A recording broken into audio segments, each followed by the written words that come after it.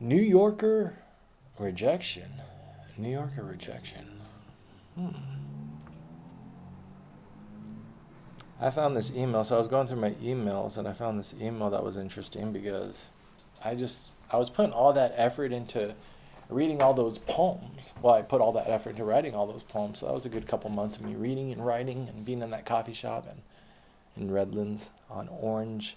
I think it's Orange Avenue, Orange Street, right off of downtown Redlands.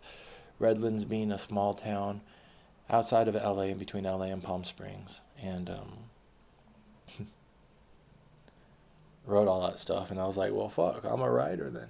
Some of these poems are pretty fucking good, and they're approaching cultural criticism and political criticism and art. Maybe some of them are art. Where do you publish art? Oh, you publish in magazines like the New Yorker. They publish poetry. They publish artistic shit like this. And they also have like political commentary and stuff. How do you submit to the New Yorker? So poetry at thenewyorker.com apparently. So I did that. And they responded, we regret that we are unable to use the enclosed material. Thank you for giving us the opportunity to consider it. So that was my... When did I send that? I sent that August 25th and then November 5th. So it took them a couple months, but they rejected me. This is my excuse to now go on my Hitler rampage, being the rejected artist. But no, I've always, well, first of all, I've loved enough in order to, yeah, loved enough from my parents and also through my practice of love with the opposite sex. Uh, who knows, maybe with the same sex someday. I always leave that window open. That if I really want to be open about my sexuality on the Kinsey scale, I have to acknowledge that there might be a male romance in my future sometime. But then at the same time, I might not. If you're not attracted to men, you're not attracted to men. But then the caveat might be, well, what if it's a very feminine man? But then it's like, well, then doesn't that prove the point that you're not attracted to men? I don't know. Anyways, uh, I I get sidetracked so easily. The I have no, I have experienced human nature enough to know that violence is pretty rare and far between, and there's a very high justification for it. Someone asked Noam Chomsky about that. They said, from your view of the world and the injustice in it, do you believe that there's a level at which Americans would be justified in being violent in the response to these oppressive systems? And he said pretty much the same thing. There's a very high threshold for that. That he understands freedom fighters in other countries fighting against our imperial forces or fighting against for their own sovereignty and their own self-expression. But here in America, we have so many political tools at our disposal and so many ways to express ourselves that perhaps theoretically you could imagine it if we had police literal fascism in the street and we had curfews and absolute physical suppression of our rights. But I'm trying to start a political party right now. There's many different creative ways in which you can express yourself. It's one of the reasons why I like this anti-fascist Antifa movement and other stuff. These are just ways to distract you. There's productive ways in which we can engage ourselves in the conversation. But that being said, I was rejected as an artist. Um, but I also knew that I was good. Even if the works that I've talked about in these videos don't end up making me money, I know that the kernel that created, the whatever was inside me that created these works, I'm on the right track. I just might. That's what I like about Sean Baker, that guy who made he made Tangerine and he made Florida Project. He was in his 40s before he made art that was recognized, universally acclaimed. So you have to be patient with some of this stuff. To make movies takes a while to figure it out sometimes. That guy went to NYU Film School, and it took him a minute to figure out his voice. Being an author is kind of similar. Like, usually, some people break when they're young, but usually as an author, you have to figure out a view of the world before you're able to articulate it. So I'm still right now, this part of this process is to figure out my voice. So I'm figuring out my view of the world.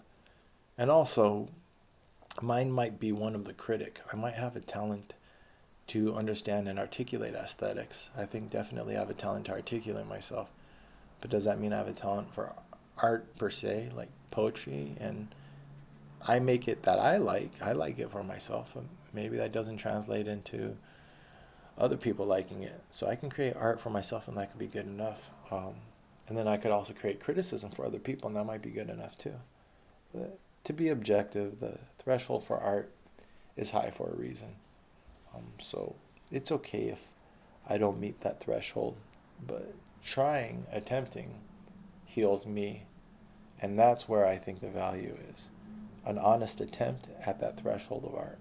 The creator doesn't create in order to be famous, doesn't even really create for money. So then why do you create? As a form of expression? And it's a very healthy form of expression. This is how I'm walking myself from what I feel was a little bit unhealthy lifestyle of too much thinking about money and power and trying to create a comfortable life for myself. And I'm remembering my values, which I embedded in art, because this is back then what I came to believe, and then what I've believed since. That in a world full of such craziness, this is the only way to retain your humanity, is through digesting and creating good art. And so luckily I have all these little bits and pieces to remind me of that, even if as yet they're unappreciated by the rest of the world. But it is what it is. I don't live my life for the rest of the world, right? Otherwise I would have long ago given up on myself. So what did I include here? Sirs, below please find the following 6 poetry submissions. March 19th, 2003. I Like Americans, The Soldier, Lady Soldiers with Footnotes, To a Tragic American, and Poem to Jailers. Poem to Jailers is interrogation, but I had it as Poem to Jailers back then, and then I turned it into interrogation, because I think that's more of the theme of what's going on. The propagating cycles of violence. Well, that's even more of the theme, but interrogation is closer to the theme. So I have the invasion of Iraq. I started. S.B. Barrick. So this is important too, because back then I'm really solidifying the persona. I am S.B. Barrick, the writer, Shaz Bar Barrick. But I'm not ballsy enough to change it legally. I could have changed it legally back then. It only takes about a couple court appearances, or 1 court appearance. You have to put something in a public newspaper. A little bit of Googling, I could have figured it out. It would have been a week's worth of work. I did it at the end of 2015. I had to come to a certain point in my life where I was like, I had made the money. I had a little bit more relationships, I had to figure out my other insecurities. Once I took more and more insecurities off the table, then I was like, all right, fuck it. I'm getting the hang of this life thing. I'm starting to be that adult that I always knew I could be. That adult that so many people doubted I could be. You're a fuck up. You get kicked out of the army. You can't keep a job. You can't do this and that. It's like, all right. I've always known who I am. Very capable individual. I just never have bought into systems of control because I thought they're bullshit. But you guys have been giving me enough shit. And by you guys, I mean not just my parents or my friends or anyone who judges me. I mean myself, my own insecurities. What is an insecurity but self-judgment? So I've been thinking I'm capable on one hand because I know I can create good art and I can get the love of a good woman. You wouldn't believe how much for your self-esteem a good relationship gives you. To just have a beautiful woman who's a desirable by the world like that. This is a woman who could be with other people other than me, and she chooses me. Wow, there must be something good in me. That will last the rest of your life. That gives you, they say there's fuck you money, there's fuck you love that you get in your heart. It's like, if anyone has anything to say to me, it's like, I've been loved by a woman that you will never deserve. How are you gonna fucking talk to me like with money, where it's like I have enough money to just like quit any job or to do this or to do that, to like that. Life isn't about money. Like, that is one aspect of life, safety, security, blah blah blah. But life is about people and relationships. That's what makes money. People do business with you because, especially something like real estate, they know you're good at your job. But it's not just that. I was selling cars for like a week, and this guy told me, he was like, he wouldn't buy the car, and it was the car he wanted. He was like, I just feel like I needed to be sold. Then he walked away, kind of feeling sad. And I'm like, I couldn't figure it out. I'm like, why the fuck didn't I get that sale? Like, he said what he wanted. I found him what he wanted. He was on her a lot, but he was just sitting there looking at it, being like, I wasn't able to get the emotional sale. He was used to people talking him into buying a car. And I was just like, problem solution. Here we go. And I stood back. I was too nice. I needed to game it a little bit. There's the negative gaming of car salesmanship. Hey, you need to buy this car, blah, blah, blah, song and dance. But when people are making a large purchase like that and they're used to having excitement about it, I didn't bring him up to the level of like logically it made sense, but you have to have that emotional component. I could logically be like, look, I'm an alpha male and you're a female and I'm attractive and I have money and blah blah blah, but like it's so sterile. Like you have to some of these decisions you need spark, charisma, you need so oh fuck, I had a good point. I was okay, we'll go back to the original point. The This is like coffee. Coffee makes you talkative. You want to talk about drugs increasing connections in your mind. Coffee will be like, instead of two thoughts, you get five thoughts, and now you want to talk about them all. That's how I relate cocaine. When people are like, you know what? I don't want to talk about him, and I'm not going to mention his name because this is about me and not about me projecting my insecurities. I was going to mention someone in pop culture who claims that they've never done cocaine, and it's like, really, dude? Really? You hang around bars and comedy scenes that long, and everyone I know who hangs around bars long enough, bartenders, barflies, eventually goes back in the bathroom to keep the night going by getting a little bit of bumps. But anyways, we're not going to question that person's honesty, but that's how I explain cocaine to people. It's like, no, it works. It's like fucking adult caffeine. Think about caffeine and just multiply it by like a factor of 10 or 100, plus a little bit more confidence and a little bit like, and you think that you're talking to these cocaine-fueled fucking cigarette discussions at the end of the night, and you think that you're explaining the world and talking about the most important shit in the world, and then like the next day you're like, nah, we were just yacked out. But it's just a drug. Are these drugs addictive? Yes. And then you shouldn't do them as much to be addictive. Should you do them at all? I don't know. That's your personal fucking path. Why should we be policing everyone? Back in the day we didn't. We allowed people just to fucking decide their own drug use. And then if people get caught up, let's offer treatments to help them from being caught up. But you can't stop people from doing what they want to do. That's not a way to live society.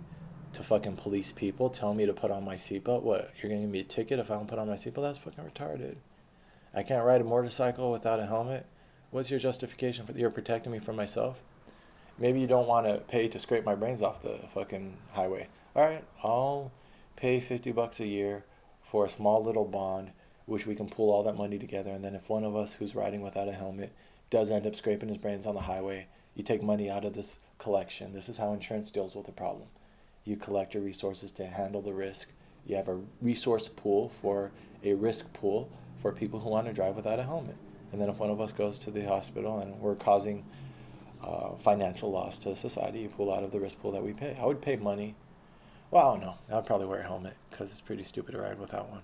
But I'm just saying, if you want to ride without one for a little bit and feel the wind in your hair, let people be free. Let people be honest expressions of humanity.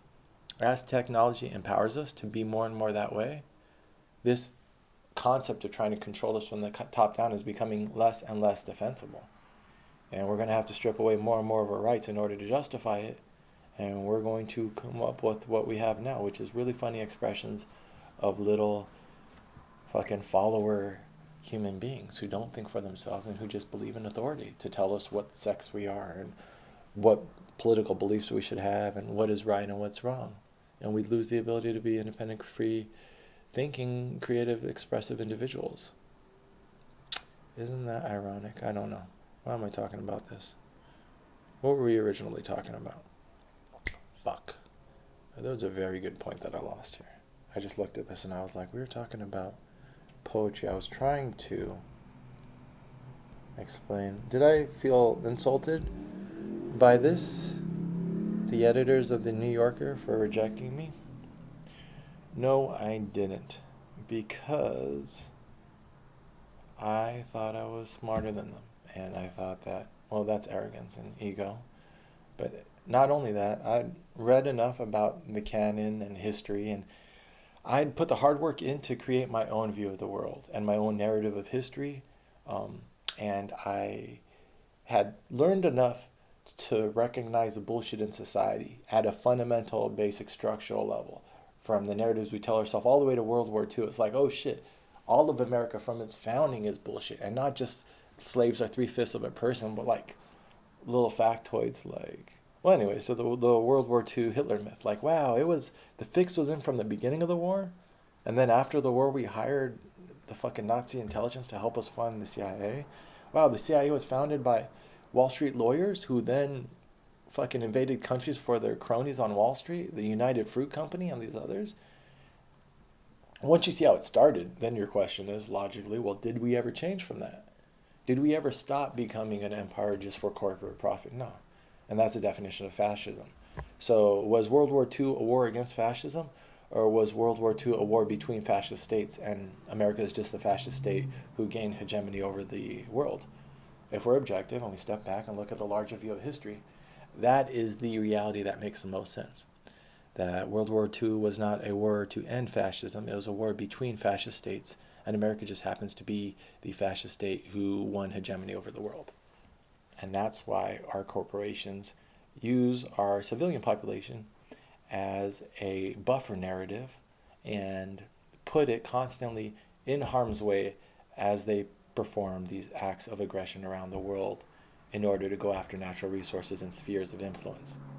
When you frame it that way, now you understand that not only are the foreign people we kill for resources the victim, but the American people are the victim.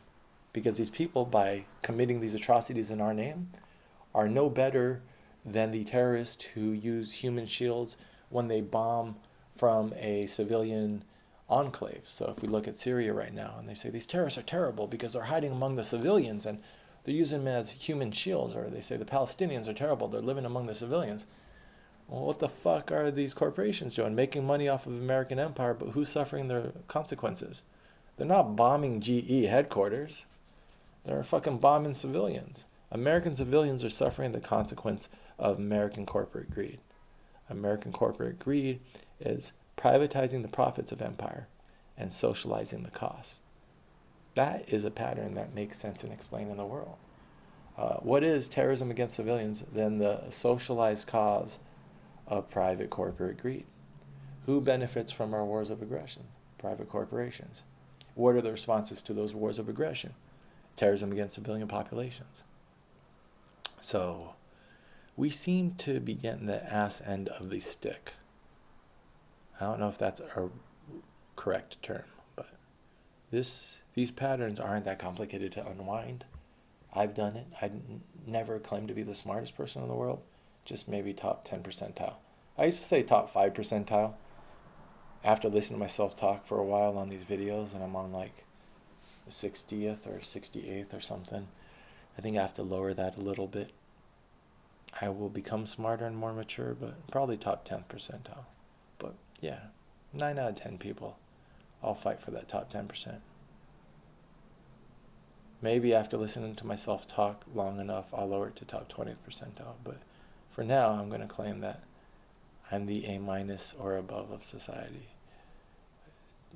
based on objective metrics. And the New Yorker doesn't seem to think so, but New Yorker, I'm going to have my say, you're going to have your say, and we will have to stand on our actions and our record. So we will see. These little things motivate me. It's nice being the underdog.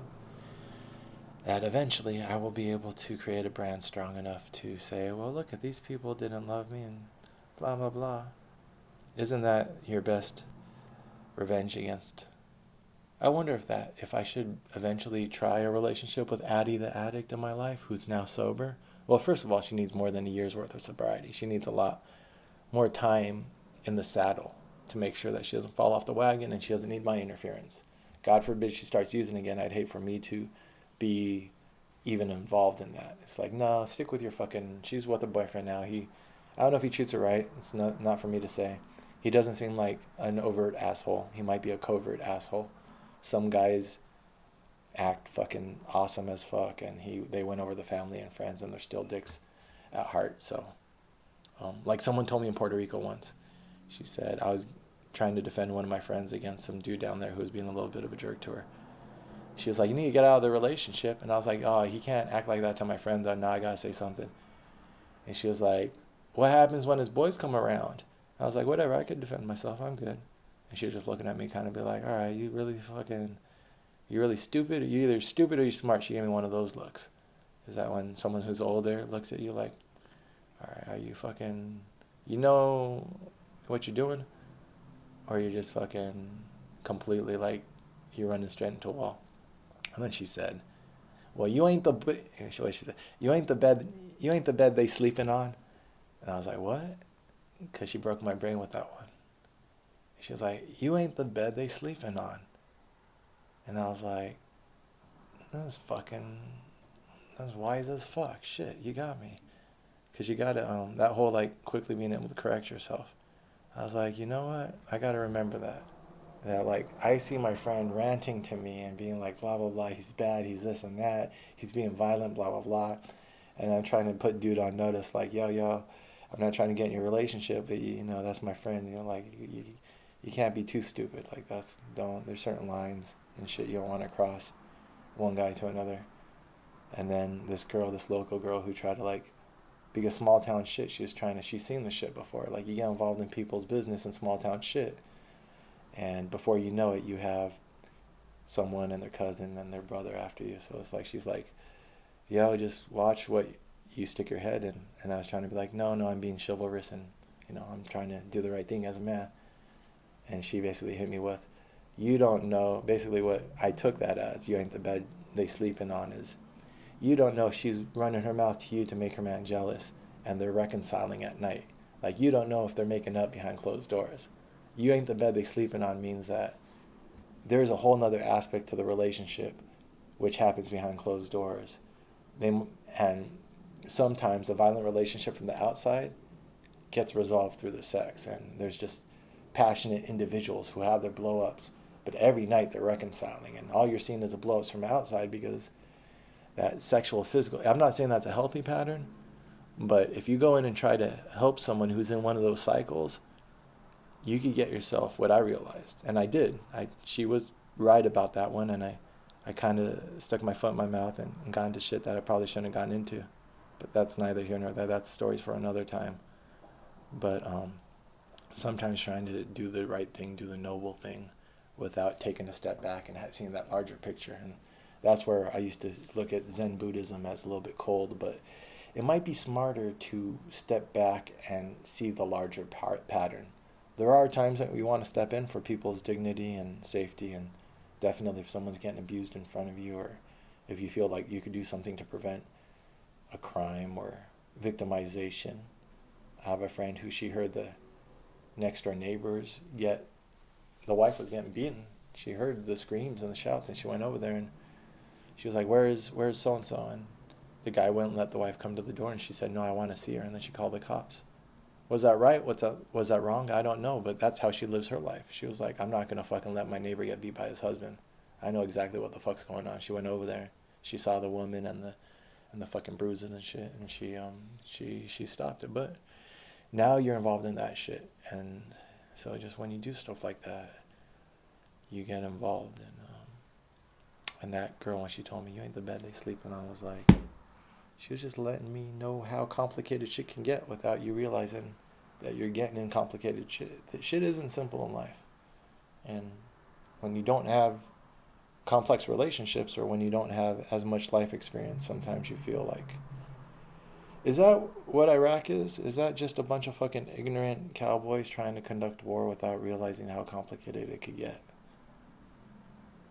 That's one explanation, but the reason why I don't subscribe to that one is because these guys had all the data, resources, and intelligence in the world to tell them otherwise, including the best military with the science of anti-insurgency and how to actually conduct these things the right way. So and this is how you establish truth. Just use someone's word. Not against them, but just correct someone against their own word. So by their own word of what they were trying to do, they didn't follow through. By their own word, they failed against their standards. And so that's why I don't believe it was ignorance, because the military themselves told the executors of that war that you're not doing this the right way, and they still ignored them and still did the things that you would do in order to instigate that type of quagmire that we're in now. But Well, that's a lot of good thoughts to get out of this. I feel like there's something else I was going to talk about with the poetry thing, but that's good enough. That's enough tangents and rants and this. Um, how do I feel? Do I feel like I'm ever going to get the credit that I'm due culturally? I don't think I'm due anything yet. I think all of this is interesting stuff for my development, but I don't think if I don't monetize it, that's why I put it on the website for free. Well, I think everything's going to be for free on the website, but I'm not too worried about getting acknowledgement for this stuff, but I think that the cream rises to the top, and I trust that when you make artwork that's you can't deny has value, then you can't hide it. So that's, I guess, I think that's the honest goal of the artist. Worry less about people sleeping on you and worry more about creating great art. And then if you got it, you got it, and no one can deny it. Especially with the internet now. I think if you put it out there and it's of value, it'll rise. Don't. That's because it's too much of a fallacy of ego to be like, y'all need to recognize me. You sleeping on me. What you doing? Ignoring Kanye. Kanye, the greatest ever. I'm more influential than Jesus. It's like, yo, just chill. Create good art. People will recognize it. You still got a fan base despite everything you do to the contrary to undermine it. And that's a testament to how good you are as an artist. So you've tested your fan base a lot. I'm talking about Kanye West now. But you're fucking that's how good of an artist you are. It's like people still can't deny that if that sound drops and it's the sound that you've been putting out since you, I mean, even I didn't fuck with the most recent shit, but Life of Pablo, that rollout was like a fucking train wreck and a half. So I didn't listen to that album for a minute. But when I did listen to it, I was like, damn, that's fucking good. Like some of those songs are like, I didn't even. Every time Kanye comes on a track, I'm like, oh, why did you have to ruin it with your fucking rhymes? Because you're like, he's interesting, but he's not the best lyricist. But like the way he constructed the songs, or even like this new Daytona by Pusha T, I'm like, this is fucking. It's like there's something there. The dude's not. The artistry is still there. So, and that's why he said he's gonna stay out of politics, stick to the art. Um, I guess what do I care more about, politics or art? My art form is about politics, so I guess that's a question to ask. I'm over here doing a Barbara Walters on myself. Am I more of an artist or a politician? I think I'm more of a human being, and I think art is an expression of my human being nature.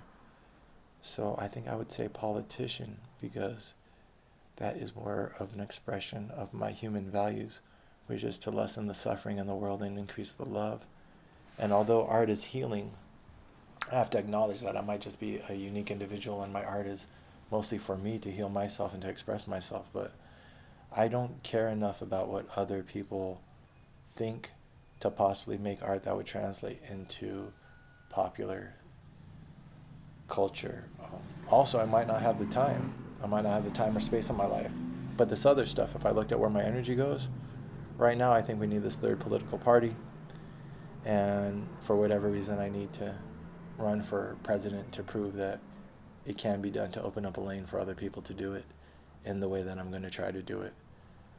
So that shows you where my values are. If I was a pure artist, I would be secluded away. If I was a pure artist, I would not want the attention that I'm currently seeking because I know it's going to be destabilizing.